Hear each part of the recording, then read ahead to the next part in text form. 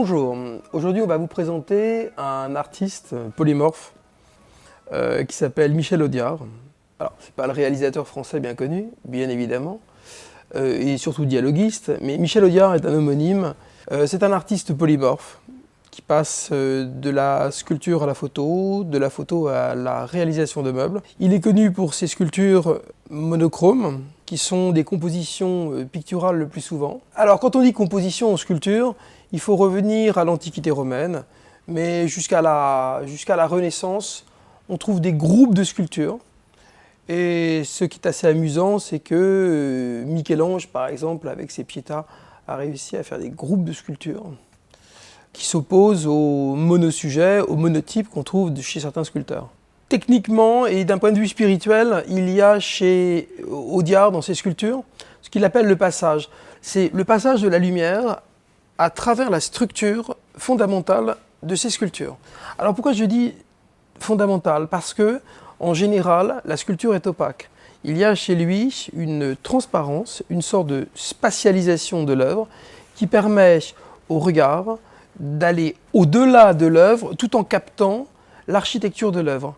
Ce qui est assez intéressant, c'est qu'on a l'impression que l'œuvre est synthétisée et elle absorbe à la fois la lumière qui vient rebondir quand on regarde l'œuvre, et à la fois on observe la lumière qui va au-delà de l'œuvre. En tout cas, on peut maintenant remercier Audiard, on va d'ailleurs aller le voir, et on va se rendre compte in situ de son travail. Et surtout, on va pouvoir lui poser des questions inattendues.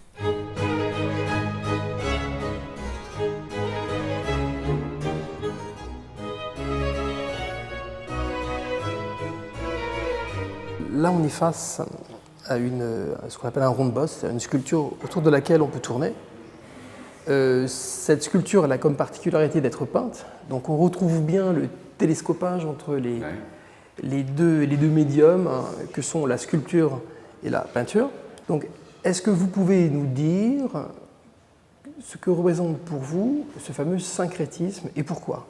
C'est-à-dire, alors moi, c'était un jeu de mélanger les choses. C'est-à-dire que là, on a résolument des têtes qui sont des têtes humaines, mais je suis aussi parti dans l'esprit du cabinet de curiosité avec une mâchoire supérieure de lion dans lequel j'ai fixé des cornes de cerf. Donc j'ai fait tout un musée imaginaire avec des animaux n'existant pas, des têtes de crocodile avec des cornes, enfin des... Une vraie création, oui, une vraie créativité. Voilà, et après, l'amusement a été de... Parce que c'est un jeu, moi je pense que nos boulots, enfin moi je m'ai pris ça comme un travail, je ne peux pas faire autre chose, je ne sais pas faire autre chose. C'est un sacerdoce, enfin, on va dire que ce n'est pas un travail, on va dire que c'est un sacerdoce. Et là on est absolument sur la question, c'est est-ce qu'un artiste c'est un grand savoir-faire? Parce que celui qui n'a que la technique n'est qu'un artisan répétitif, celui qui a l'esprit, il devient poète. Voilà. Et pour être un bon poète, il faut connaître la grammaire, c'est-à-dire la syntaxe. Alors là, je vous écoute, là-dessus, je vous écoute. Plutôt que la notion d'artiste, moi j'aime bien la notion de sculpteur et de peintre, plus que d'artiste. Alors pourquoi peintre?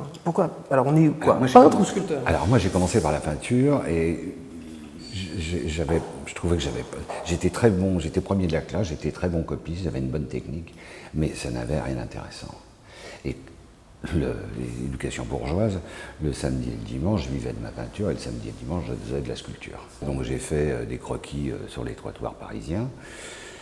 Et puis après les croquis, on fait de la peinture, et puis la peinture, ça ne me convenait pas, c'était pas mon truc. Et puis après, la sculpture, c'était mon truc. Et quand j'ai attaqué la sculpture, les emmerdes ont commencé.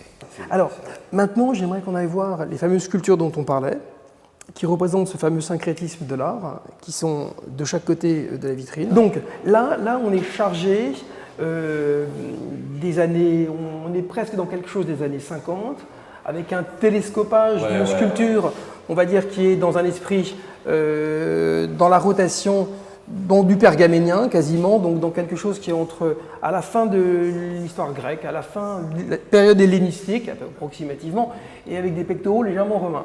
Et avec la notion de la sculpture, qui est le fait que, normalement, c'est une sculpture, on tourne autour.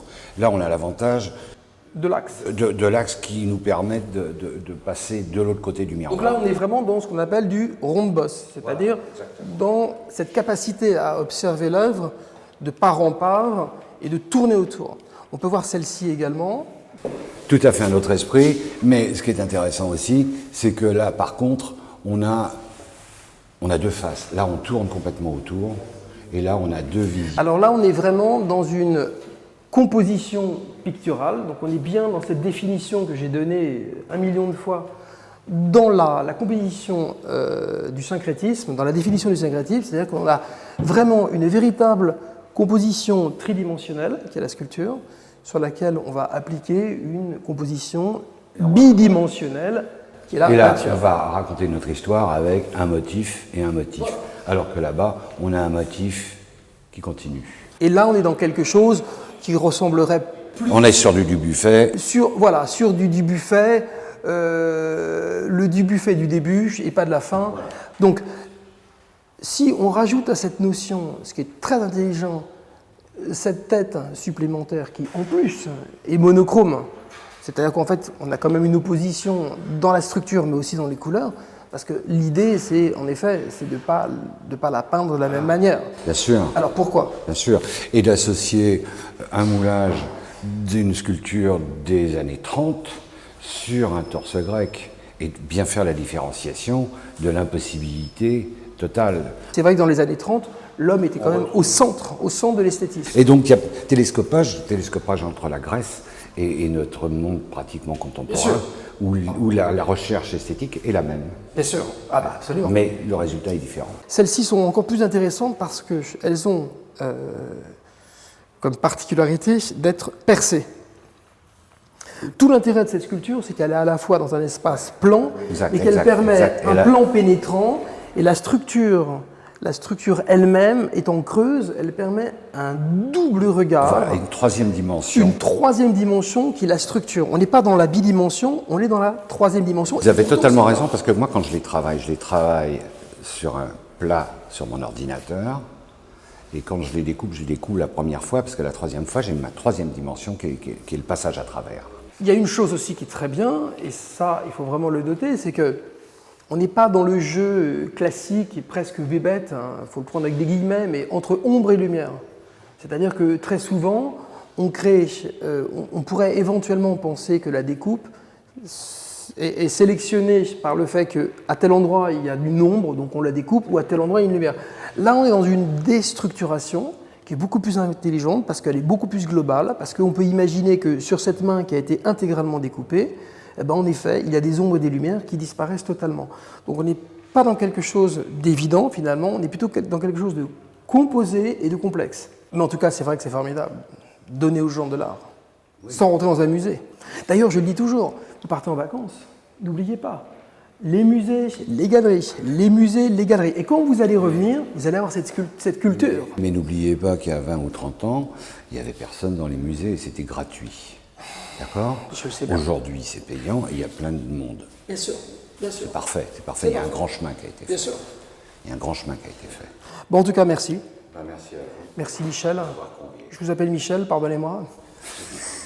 Merci Monsieur Audiard. Permettez-moi de vous appeler Julien. Oui, si vous voulez alors.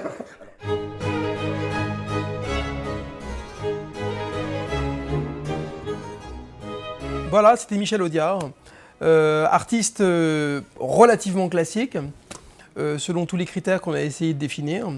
Merci, au revoir. On se retrouve le mois prochain et surtout, n'oubliez pas, courez les expositions d'art, courez les musées. Il faut absolument s'enrichir, absolument se cultiver en art. Et quand vous partez en voyage, n'oubliez pas, un seul point de chute, le musée.